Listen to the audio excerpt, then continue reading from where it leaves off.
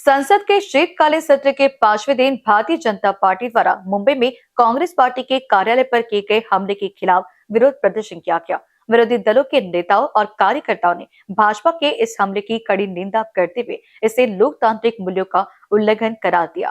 Congress party के प्रवक्ता ने कहा कि भाजपा द्वारा इस प्रकार का हमला राजनीति में असहिष्णुता और दमन की राजनीति को दर्शाता है। उन्होंने आरोप लगाया कि भाजपा विपक्षी दलों के खिलाफ हिंसा और दबाव बनाने की रणनीति अपना रही है, जो लोकतांत्रिक व्यवस्था के लिए खतरनाक है। कांग्रेस के नेताओं ने ये भी कहा कि भाजपा की यह कार्रवाई लोकतंत्र की आवाज को दबाने का एक प्रयास है। मुंबईमध्ये मुंबई काँग्रेसच्या एका ऐतिहासिक आमच्या ऑफिसवर काल संध्याकाळी भाजपच्या 100 गुंडांनी जो हल्ला केला, त्या ऑफिसची तोडमोड केली, तिथल्या कर्मचाऱ्यांना मारलं, तिथल्या महिला कर्मचाऱ्यांना डांबून ठेवलं आणि हे सगळं मुंबई काँग्रेसचं ऑफिस आपल्याला माहितीये पोलीस स्टेशनच्या बाजूला आहे। आपल्याला माहितीये तिथे कमिशनर ऑफिस आहे, तिथे महापालिकेचं ऑफिस आहे, विटी स्टेशनच्या समोर आहे, जिथे पोलिसांची वर्दळ असते, समोर न्यायालय आहे। अशा वेळेला हे गुंड आले कसे? पोलिसांचं इंटेलिजन्स फेल ठरलं का? किंवा हा पूर्वनियोजित हल्ला होता का? या हल्ल्यामध्ये आमच्या कार्यकर्त्यांना जी मारहाण झालेली आहे, या हल्ल्यामध्ये पोलीस उशिरा पोहोचले आणि माध्यम पहिली पोहोचली। माध्यमांनी ते दाखवलं की कशा पद्धतीने त्याने तो दरवाजा तोडला, कशा पद्धतीने आत घुसले आणि त्यांनी आतमध्ये येताना डॉक्टर बाबासाहेब आंबेडकरांचे प्लॅकार्ड, डॉक्टर बाबासाहेब आंबेडकरांची तस्वीर घेऊन आत घुसले आणि आत घुसल्यावर दरवाजा तोडल्यावर ते सगळं फेकून दिलं आणि ते सगळे प्लॅकार्ड आणि डॉक्टर बाबासाहेब आंबेडकरांची तस्वीर ते पायाखाली तुडवली। यानं हे पुतना मावशीचं जे प्रेम बाबासाहेबांबद्दलचं आहे, हे अख्ख्या देशाने पाहिलेलं आहे।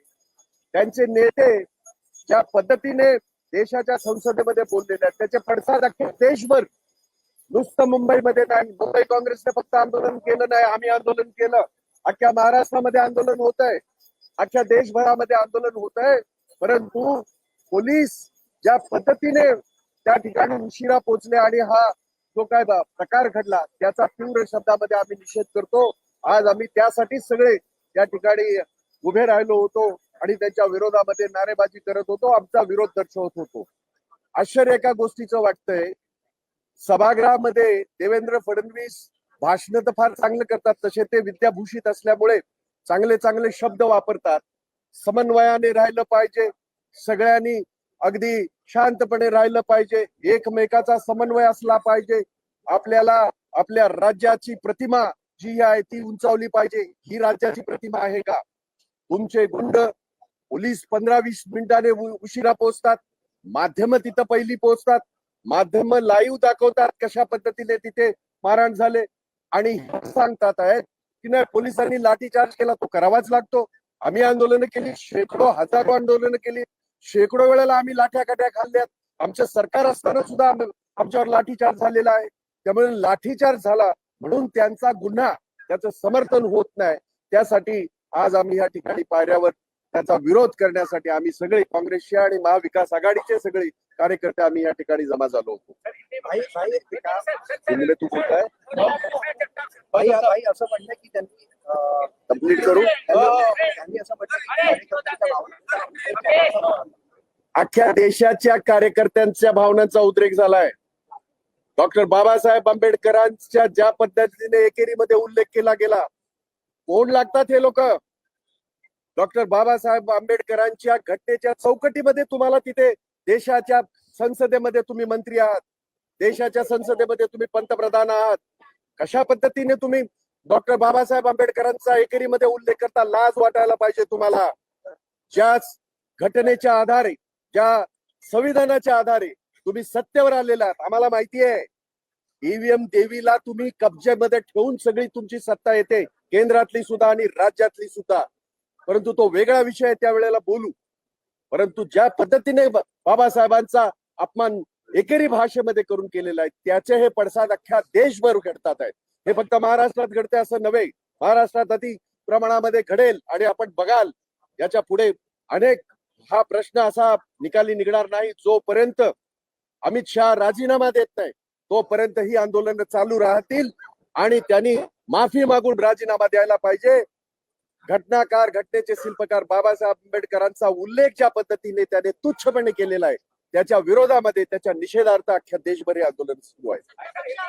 जो बूंद से गई वो हौद से नहीं आएगी, एक कहावत है, सिंपल सी है.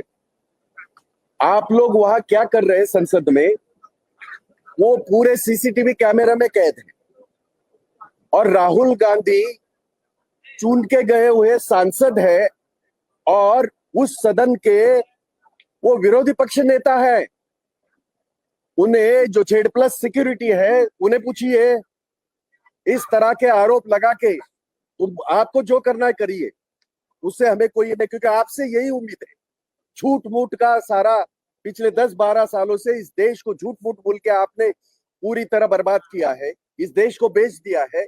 तो संसद के यहाँ गेट पे जो हुआ वो संसद के सीसीटीवी कैमरा में कैद है. उसके लिए झूठ बोलने की क्या जरूरत है? पर आपका चरित्र ऐसा है कि आप झूठ का पुलिंदा लेके हमेशा काम करते हो, लोगों को इस तरह से बेवकूफ बनाते हो. तो इसका जो है उसकी तहकीकात हो जाए. राहुल गांधी जी ने खुद कहा है, क्योंकि राहुल गांधी को आप मना कैसे कर सकते हैं? जिस लोगों ने, जिन देश के लोगों ने उनको चुन के संसद में भेजा है, संसद में जाने से कैसे रोक सकते हैं आप? और राहुल गांधी उनको साइड में कर रहे थे, वो किसके ऊपर गिर गए और वो सारी बातें हो गई. मैं तो ये कहता हूं, खारगे जी आज 83 साल की उनकी उम्र है, 9 बार चुन के गए हैं वो संसद में. उनको जिस तरह से मैन हैंडल किया गया, महिलाओं को जिस तरह से मैन हैंडल कर दिया गया, उसकी बात नहीं हो रही है. और झूठ मूठ के पुलिंदे इस तरह से करके, लेकिन जनता को पता है इनका झूठ, जनता इसके पहले भी जान चुकी है. मैं मुंबई कांग्रेस की बात करूं, मुंबई कांग्रेस के ऑफिस में जो हमला हुआ है उसकी कड़ी शब्दों में हम निंदा करते हैं. आज अगर आपने देखा होगा, इस स्टेप्स के ऊपर हमने आंदोलन किया, उसके खिलाफ हमने आंदोलन किया. और ताज्जुब इस बात का होता है, बाजू में पुलिस स्टेशन है, बाजू में न्यायालय है, बाजू में कमिश्नर का ऑफिस है, बावजूद के उसके मीडिया पहले जाता है, वहां मीडिया लाइव दिखाता है कि वो तोड़फोड़ कैसे कर रहे हैं, लेकिन पुलिस नहीं पहुंची. पुलिस 15 मिनट के बाद पहुंची. तो इसका मतलब ये होता है कि कहीं ये मिली जुली तो बात नहीं है. जिस ढंग से 100 लोग गुंडागिर्दी करके कांग्रेस के ऑफिस में घुस जाते, हमने कभी नहीं ऐसा किया. मैं खुद 3 साल मुंबई कांग्रेस का अध्यक्ष रहा, हमने भी बहुत आंदोलन किए उनके खिलाफ, लेकिन हमने इस तरह का घटिया, इस तरह का गुंडागिर्दी हमने कभी भी नहीं किया. हम रास्ते पे आ गए, पुलिस को पता नहीं था क्या ऐसे किसी के ऑफिस में कैसे जा सकते हैं?